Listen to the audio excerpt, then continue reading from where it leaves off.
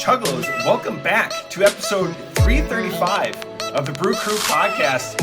Doing this one solo and coming to you from the room, the man cave, the room adjacent to the church room bar, right off the top. It's easy like Sunday morning, and I finally got a hold of some Busch Light Lime. So let's go with this. Spoiler alert, I've had this before in the last couple of days, but I was like, you know what, I'm going to do one on the pod, and I'm going to open it away from all of my computer components. I'm learning a little bit. How are you guys all doing today?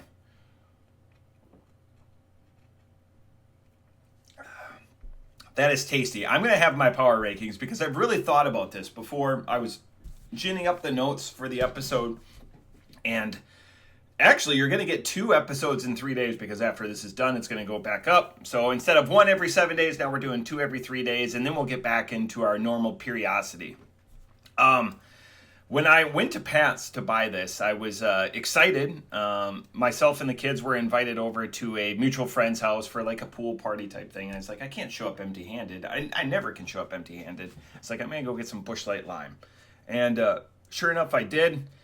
And we were sitting there and we had a couple of them. Oh, it's coming. Sorry, Stacy. And I was like, the apple is still better. So I'm still going to go apple, lime, and then way far down is peach. It's just peach. If I never had a peach one again, I wouldn't be upset about it.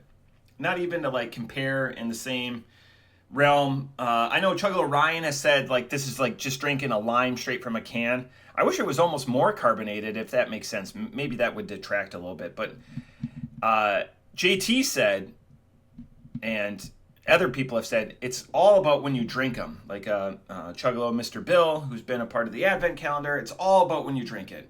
This is much more of a summer beer. Apple's much more of a fall beer. I could see that. This is super refreshing. Sunday morning, getting done, riding the bike for a few hours. Man, this is... It's just a revelation. Like, make these. Busch Light, they are slowly creeping up, the market space. It's hard to kick Miller Lite or Bud Light out of their, market dominance. But I feel like Busch Light has replaced Coors Light as the number 3. I still know a few very, very, very loyal Coors Light drinkers, but Busch Light has become more into the vernacular, at least since we've done this podcast. And one thing that we talked about on episode 334 was Cobra's retirement. And we just threw out random numbers in there. And Steph put his guess below. You can check that out on the Whip episode that we just did a couple of days ago. And Steph guessed 147 for Cobra's retirement. And the ironic thing, and the reason why I wanted to bring it up, I came home, I brought up the records. It was episode 134 that Cobra retired.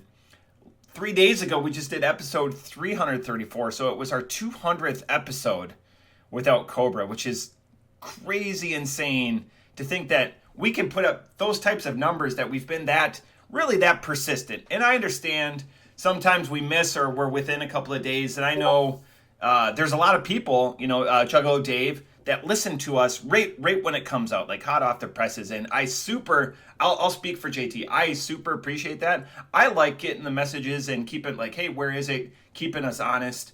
When I posted last week on the Facebook and I said, hey, we're going to be recording Wednesday, that's how it was. And then plans changed a little bit. We got it out.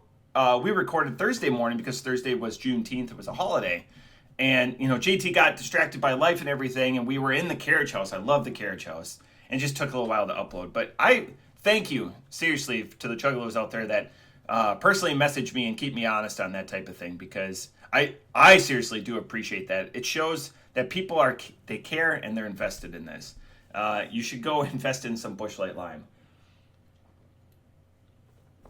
So I definitely wanted to do that. This heat is ridiculous. I know where a majority of the Chuggalos listen, it's been in the high 90s the last couple of days. With it being Sunday, I put the kids' water slide up already this morning. Hopefully that water is frigid, but just the difference between the air temperature and the well water, that's where it is. So I'm just trying to warm that up a little bit, and the kids are chomping at the bit to get out there. And then we've got a lot of water coming up in the next week. Not rain or whatever, but just a lot of like water activities. So we're excited to do that. But it's just, I'm sitting here, looking at my weather station right there. It says 108, but that sensor sits, in the direct or indirect sun. So it's getting that. I know JT is away doing baseball stuff with his sons. So he's just struggling to beat the heat. So it's fantastic, but also make sure that you have a well-stocked fridge, cooler, whatever you drink out of, and make sure that you hydrate and balance your outside time and your air conditioning time. I see like the people on Facebook all the time saying, I'm in a relationship with air conditioning this weekend, and it's all about balance and making sure that you're taking the right precautions. Before I forget too, the deadline for this year for Advent Calendar, I know a lot of people will reach out to them personally, is September 15th. We're doing it because Gimmick Gus, the episode 2 ago from the owner and Chief Poobah at the Barrel House, September 15th is going to give him more time to order to go after some of them, quote, whales, which... Oh, I'm not doing that beer today. I was doing another beer. That would have been a great foreshadow if I would have done that. But September 15th, I don't know if there's going to be too much wiggle room. We've got a couple of beers already picked out, so it's starting to accumulate those. But I will reach out. We want a hard number by 15 September for the build, which will occur on November 7th. I might talk to some people I don't know, because the holiday that we typically do it in conjunction with, Veterans Day, is a Tuesday. So to me, it would make sense to do it Monday, and we've talked about doing that in years forward, 2026 going forward. But just because the Barrel House is closed and we'd have the run of the facility. But this year, maybe we'll change, because I know people drive in, and it's easier to do that and to have the weekend to partake in other social events in the greater Dayton area. Things to think about. Lots to talk about. All right, I got all of that. I got my Busch Light Lime about halfway done, but we've got to get the craft beer. We've got to get to beer number 1. I'm excited for this one. This is Fonta Flora Cowboy Coast. So Coast always evokes an IPA. So this is I'll read the can description, a West Coast India Pale Ale brewed with heritage rice. Interesting, a rice. And dry hopped with Mosaic, Nelson Sauvignon, Moteca, and El Dorado. All hops we've had before, but maybe not so much in that conversation. And Cowboy Coast. So West Coast, but, and I think maybe it's more of the design of the cacti, the bird. Look at that. The condensation. That just shows you the money difference between the fridge and the rest of the house. So... did you guys catch out the crack for JT last week? Just cracked his beer. Sorry, just trying to refocus the camera there. That was hilarious. Just completely sped right through go and was like, you know what? I'm just gonna do it. I'm gonna send it. Smells like an IPA. Yeah, beer number 2 needs to sit out and temp up a little bit. So.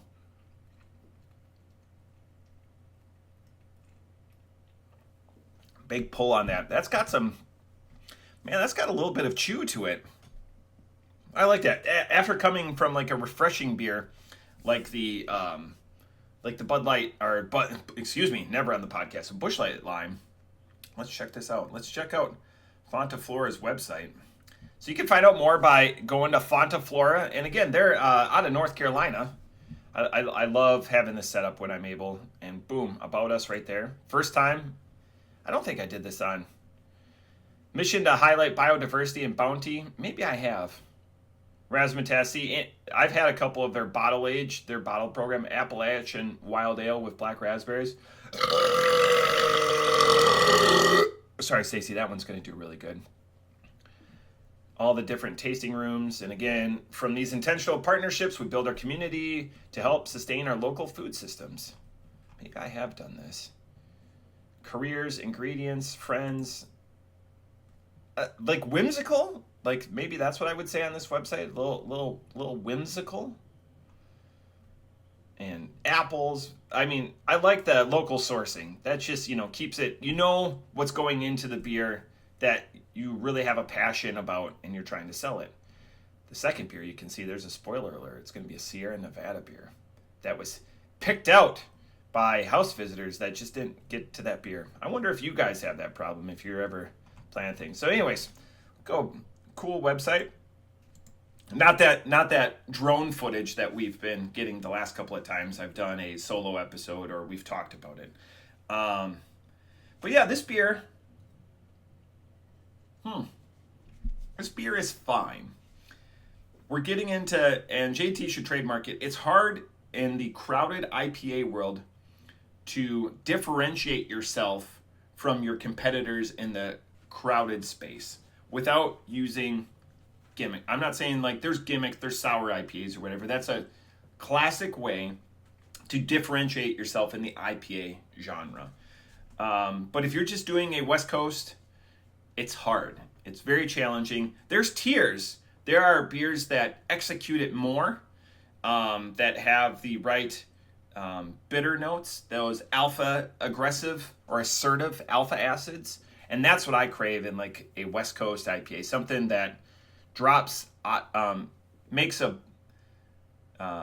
impact on your palate and then vacates, doesn't leave residuals or whatever, and then you're going after that. It leaves you clamoring for more, but not because you're trying to wash out the previous, but because you want that hit, that oral satisfaction. Might be a good title there. Yeah, the challenge in this is that it's crowded, and how does it differentiate itself from other peers in the category? Okay, I really want to get to beer number 2. Off the top rope, I'm going to give this a 3.75, and I'm going to explain it in the fact that, is it a daily drinker? Would I reach for this one first? No. The peers are too crowded. It comes in a pint can, and it's 7%, so it's right there. I know I didn't say that earlier, and I apologize. So Cowboy Coast IPA, Fonta, Flora, 7%. So it's right there. It's right between that 6.8 to 7.2, sometimes up to 7.4, but 7.2 definitely. It would be a good change of pace beer. I drink a lot of sours or a lot of other beers, so if I want like an IPA, I wouldn't be disappointed in this, and I think that's where it would excel. But if you're just drinking IPAs all day, and it's tough to sustain on that, but like let's say you're having an aggressive day with, the drinking buddies, or you're at Fonta Flora or something like that. If you're going IPA to IPA to IPA, this is going to be a downturn in what you're probably experiencing. And it's weird too, because Fonta Flora for me, Fonta Flora and Other Half, in the last 12 to 18 months have really put themselves on my radar, where I always look for their product because they always deliver.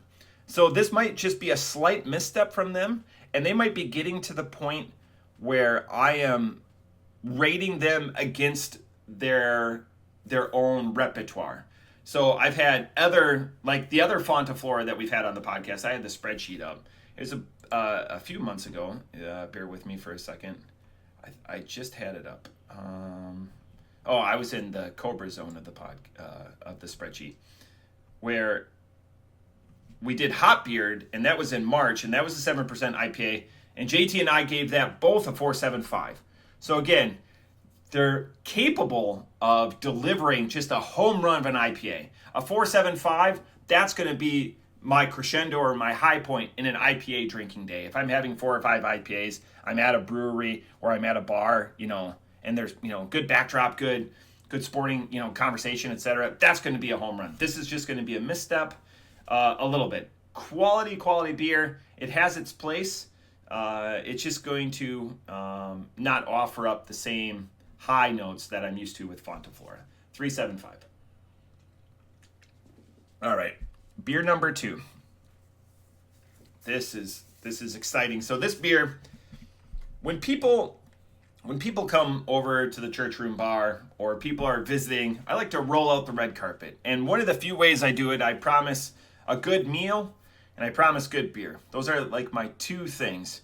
And okay to middle conversation and a solid movie selection, but a good meal and a great beer selection.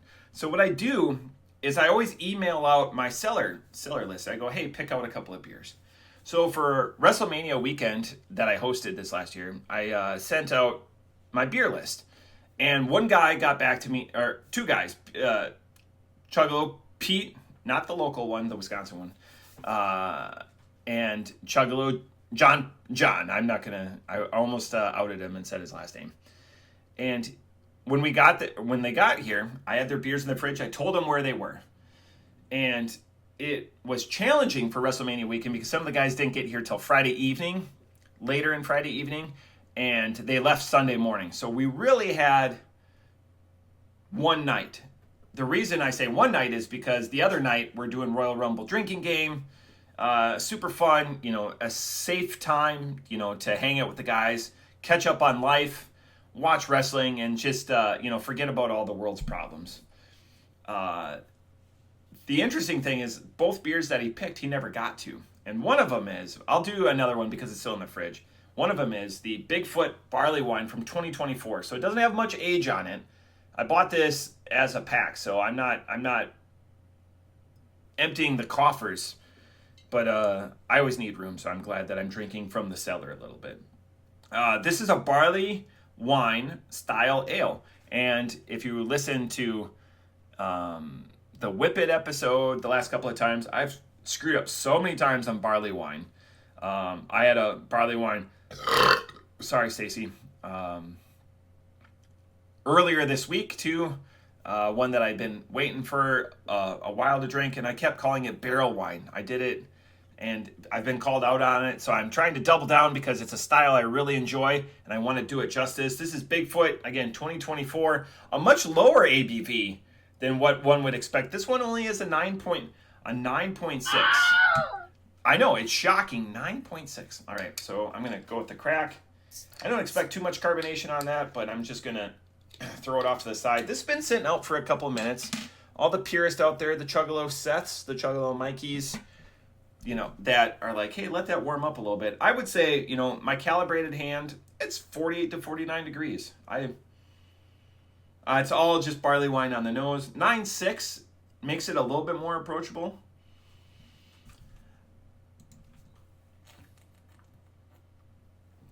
See, it's still a little chilled. Oh, it's sweeter, but not without, it doesn't have the gimmicks.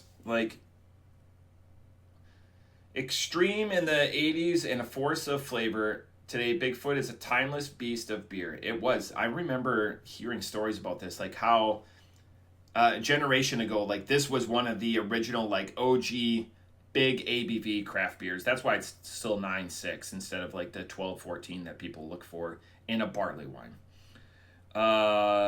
Forever attract its enormous malt body and sheer hop intensity. Drink it fresh or cellar each year's expedition to unleash a world of new flavors. So that's what I'm doing. I'm cellaring the other ones, and this one is a 2024. So it's been sitting around for 6, 7, 8 months.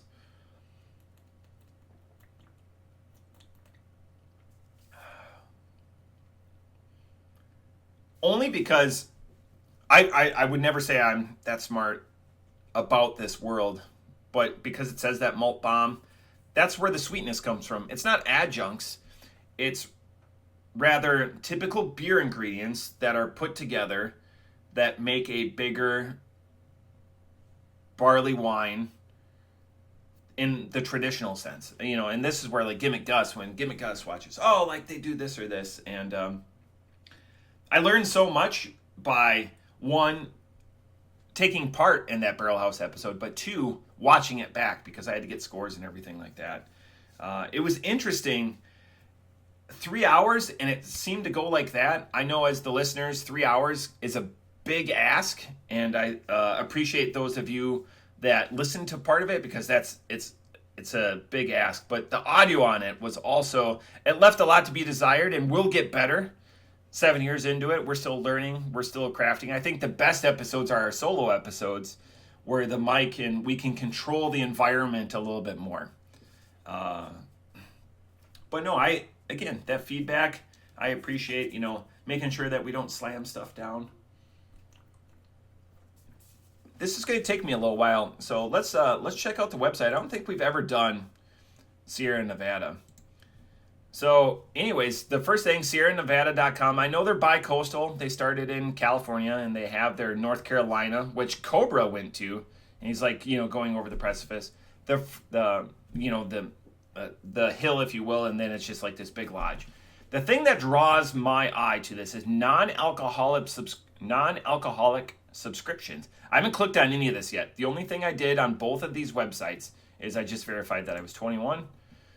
20% off your first. I didn't even know they were in the non-alcoholic space. Did anyone know this? I'm not even aware. I might have to talk to Better Matt and Gimmick Gus. I mean, Athletic is just dominating the space, but Sierra Nevada is one of the big guys too. I have a couple of beers now, and I enjoy a couple of beers every day. All right. There's an article that just came out too about having 8 beers a week leading to Alzheimer's. I was reading it. Thank you for Reddit for ruining my day. Interesting. How it started years and years ago. So anyways, non-alcoholic beer and I love they put it at the forefront. That's awesome. From a scrappy startup to one of America's top independent craft breweries. Sparked by, and again, 1980. None of our listeners, Chuggalo Dave, Chuggalo Todd, Chuggalo Uncle Chris. I mean, there's very few. Chuggalo Mom. I know there's a couple of you, but we trend all of our birthdays besides the aforementioned very good-looking and experienced people. 1980. Wow.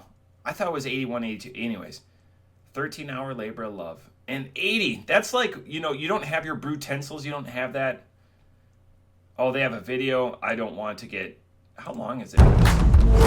Oh, that's like 2 minutes. I remember my first day trying to sell beer in Chico.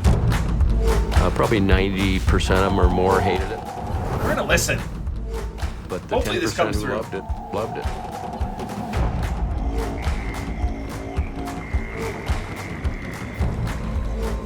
It starts with a spark. For some, it's a guitar or a camera, the click of a bike, your first ghost pepper, or a midnight tinkering session in the garage. For some, curiosity is a chase. To turn down the steady job to start that brewery, and to listen to your wife when she says, I think you gotta follow your passion. To drive up and down the coast of California to find a pile of old dairy equipment, and see in it a dream. To brew what you love, even if it's not for everyone. To work That was an nights, old bulk weekends tank. to seemingly no end until you finally get it just right. To grow. More fermenters, more beer, more people who are as crazy as you are.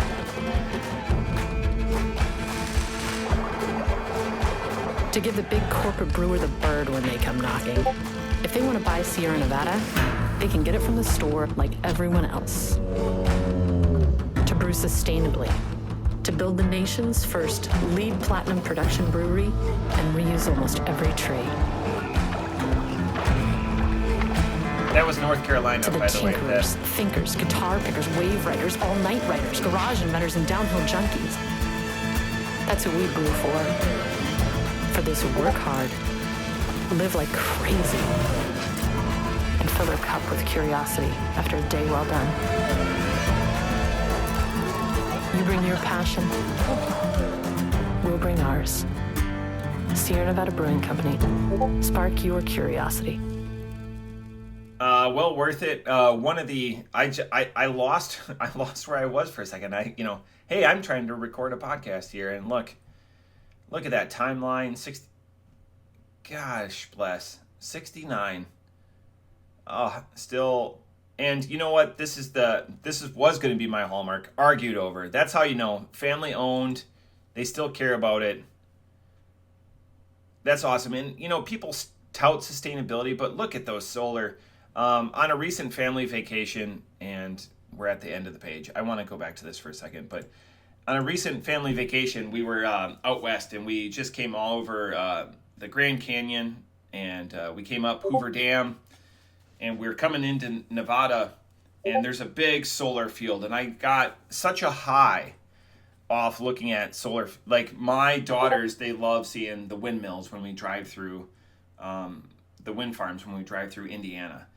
And for years and years and years, going and seeing my in-laws, Chuggalo Todd, and his lovely spouse. And I get that same high when I see just fields and fields and fields of solar farms. I like seeing that. So I like seeing the sustainability or whatever, but I also like seeing that come into something else I love. And I wish I had the capital to be able to, solar out my house. And it just makes me happy, seeing that stuff, much like beer. And coupled together, I mean, it's just a happy fest. This beer, I'm well into it. It's delightful. I wish it was cooler. When you drink barley wines, you want it to come up to temperature so it opens up all the adjuncts. But when you're in a traditional barley wine such as this, there's not a lot of adjuncts. Sorry, Stacy.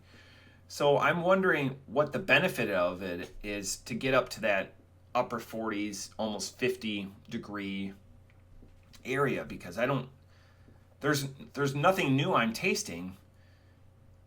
So maybe this is a barley wine that you could drink in the 30 degree and still get that satisfaction, because that malt bomb, if you will, that still persists at any temperature.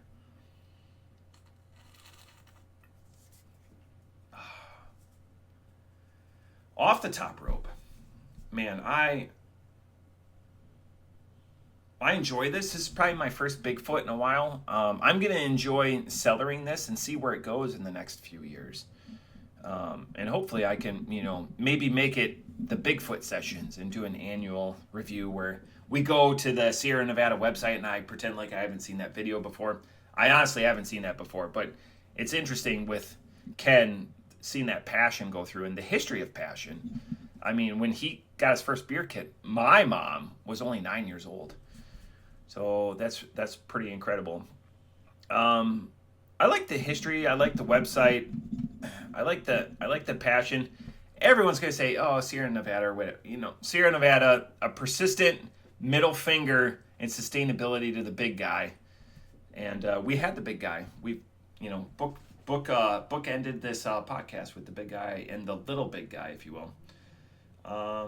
Off the top rope, I'm going to give this a 4.5. I enjoy this, and I enjoy this journey, and I enjoy everything about this episode. But that's it. They say it's going to be a Midwestern goodbye. They don't say don't overstay your welcome, but know when you have a good exit. And that's my exit for today, episode 335. Cheers.